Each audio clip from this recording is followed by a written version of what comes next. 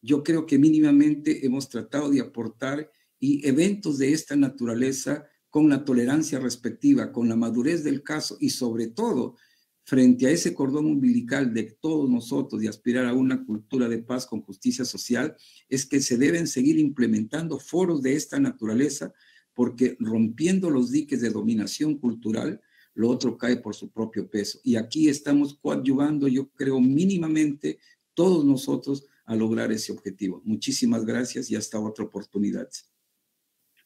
Gracias, compañero Carlos Honores, por sus respuestas precisas. Le damos el pase al compañero Elio Portocarrero. Tiene, compañero, 10 minutos para que pueda responder. Gracias, compañera. Yo quisiera plantear en esta segunda intervención, pero antes saludar la presencia de nuestro querido Gerardo Benavides de Chingolo, con quien nos une una serie de vínculos afectivos, de camaradería, ideológicos, políticos, toda nuestra vida dedicadas al proceso revolucionario, y seguimos tercamente, ¿no? Igual que con Ricardo y otros compañeros como Walter Palacios, etcétera, que ustedes han nombrado. Entonces ha sido una alegría por la que agradezco una vez más esta posibilidad de vertir algunas ideas. La segunda cosa que quisiera remarcar por la importancia que tiene y que lo ha señalado el compañero Carlos es la necesidad del debate político. Compañeros, hay una urgencia en el Perú de debatir políticamente lo que pasa en el país y las propuestas que debemos levantar. Yo pienso que hasta este momento, por ejemplo, la izquierda no tiene una estrategia discutida, debatida y acordada para llegar al poder, para llegar a la toma del poder y empezar a resolver los problemas que se plantean. ¿Cuál es la estrategia que tiene la izquierda? Yo me preguntaría y les pregunto a los dirigentes de los diversos grupos que están propiciando este debate, ¿cuál es la estrategia que tienen? ¿Cuándo han debatido esa estrategia? ¿En base a qué se ha debatido? Para llegar a conclusiones que realmente abran el camino hacia el problema del poder y resolver ese problema. Necesitan no 5 o 10 minutos de discusión, sino que necesitan muchísimo más. Hay que debatir, compañeros, la cuestión teórica está en el aire y no podemos seguir en esa misma situación. Tenemos que resolver el problema. Acá no hay un Lenin o no hay un Che Guevara, no. Lamentablemente tenemos muchísimos compañeros, miles de compañeros y de cuadros que están insertados en las organizaciones de masas. ¿Aló? Sí, disculpe, compañero, por cuestión de orden, compañero Carlos Honores, por favor, puede desactivar su micro para poder escuchar bien las respuestas del compañero Elio. Adelante, compañero. Ya, decía de que, compañeros, nos hace falta elaborar la teoría, discutir la teoría, y tenemos que hacer los cientos o miles de compañeros que están a lo largo y ancho del país, discutir cada uno de los aspectos, qué es lo que queremos. Lo más que se ha logrado hasta este momento es aspectos generales en cuanto al programa. Es lo que más se ha discutido quizás, y el punto de vista general hay acuerdos que no son tan difíciles de resolver. Pero en cuanto al problema del poder, ¿cómo vamos a tomar el poder? Es indudable que a estas alturas del partido no podemos plantearnos que sea a través de la lucha armada. Y entonces, ¿cómo vamos a llegar al poder? El camino lo está señalando, por ejemplo, los compañeros de Bolivia, a través de una participación electoral masiva, organizada, unitaria, ¿no?, que se plantea y logra el llegar al gobierno. Y vamos a ver de ahí la lucha que se va a dar para conquistar realmente el poder. poder que lo tiene la oligarquía, que lo tiene el imperialismo y que nosotros necesitamos arrebatarle a partir de la llegada al gobierno. Ahora, ¿cómo llegamos al gobierno? Hay un solo camino y tenemos que decirlo con toda claridad. El camino es en las elecciones y no es reformismo. No podemos identificar como hace 50 años elecciones con reformismo y lucha armada con revolución. No pasa por ahí. La experiencia de los últimos años en América Latina demuestra todo lo contrario. Todos los gobiernos que hemos tenido en América Latina estas décadas han llegado al poder a través de las elecciones. Y entonces no tenemos por qué avergonzarnos de decir vamos a llegar al poder por medio de las elecciones, pero para hacer una revolución. No vamos a llegar al poder para que se enriquezcan unos cuantos compañeros y que oportunistamente utilicen el campo de la izquierda para llegar a su propio beneficio, ¿no? Y en esto la vigencia de De la Puente es clarísima, ¿no? Cuando él plantea que hagamos de la política una pedagogía y que tengamos una moral al problema de la participación en política, ¿no? Un apostolado. Eso es precisamente lo que necesita y lo que se necesita en la izquierda, ¿no? Aparte de esto, compañeros, estas intervenciones en estos foros son ahora esenciales. Decía un compañero español, sociólogo, ideólogo de Podemos, de que 60 o 65 ser revolucionario era irse al monte. Y bueno, eso es lo que hicimos. Pero en los años actuales, ser revolucionario es ir al plato, decía él. Ir al plato, es decir, ir a la televisión, ir a la radio, ir a esta net y organizar, concientizar a nuestro pueblo a través de estos medios y a través de la lucha directa, política, de masas en las calles, ¿no? Son los sectores populares los que tienen que llegar al gobierno. Es tiempo la concepción de vanguardia.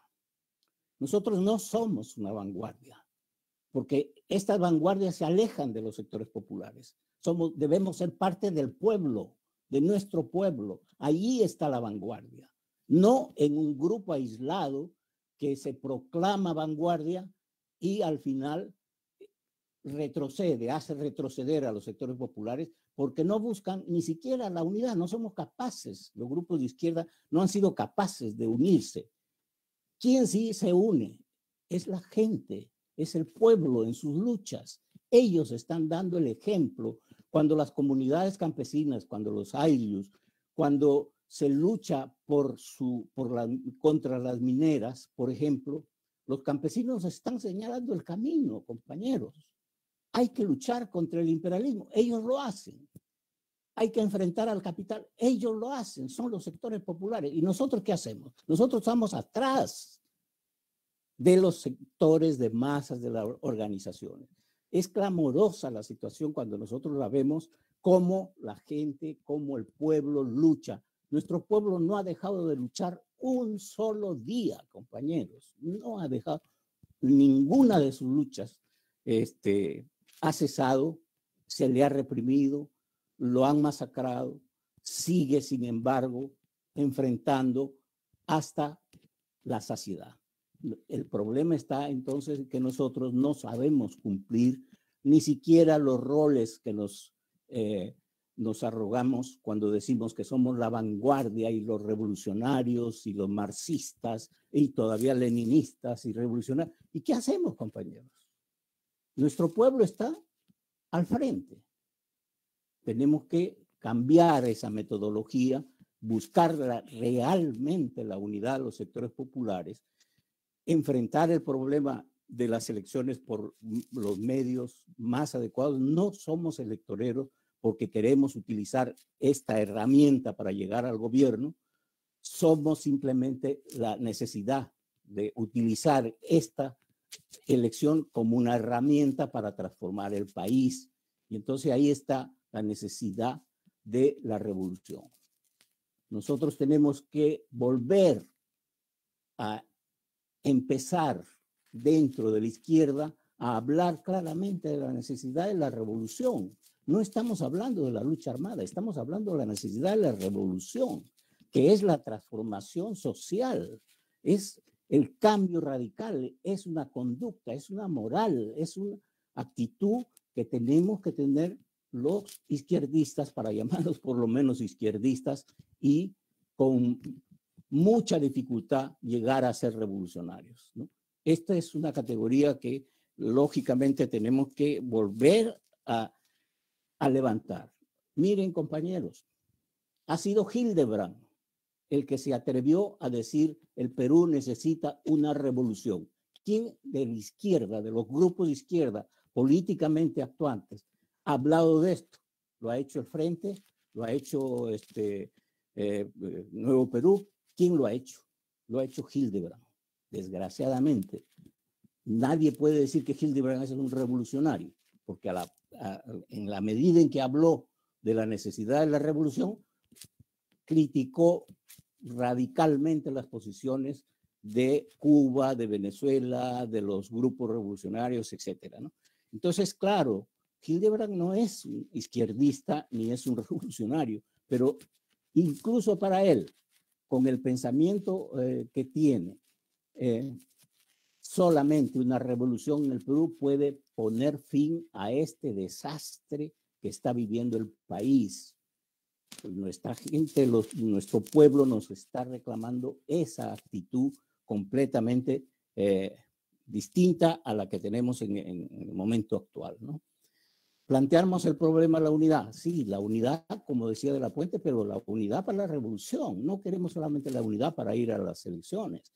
Necesitamos la unidad para transformar el país, para radicalmente transformar el país.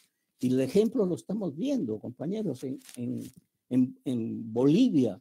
No habría podido triunfar ese pueblo si no se hubiera logrado unidad. ¿Y acá qué hacemos? ¿No? En todos los países donde se está dando la lucha revolucionaria, en Cuba, en Venezuela, incluso en Nicaragua, en todos estos países, en Chile, en Colombia, en todos los sitios, los movimientos populares cada vez son mucho más fuertes y claramente van señalando el camino. Ahí está. Compañero, tiempo. Bueno, esto es lo, compañeros, que lamentablemente hay muchos temas que necesitan un debate mucho más profundo que deberíamos plantearnos, abordarlos definitivamente con la participación y en la forma en que se está abordando estos temas ahora, con una gran altura, sin insultos, sin desprecios, sin esa metodología que hemos estado acostumbrados en nuestra izquierda, ¿no? Gracias nuevamente, compañero. Bien, gracias, compañero Helio. Ahora vamos a darle el pase al compañero Ricardo Gadea para que pueda dar las respuestas a las preguntas que se han realizado. Tiene usted 10 minutos, compañero Ricardo. Adelante.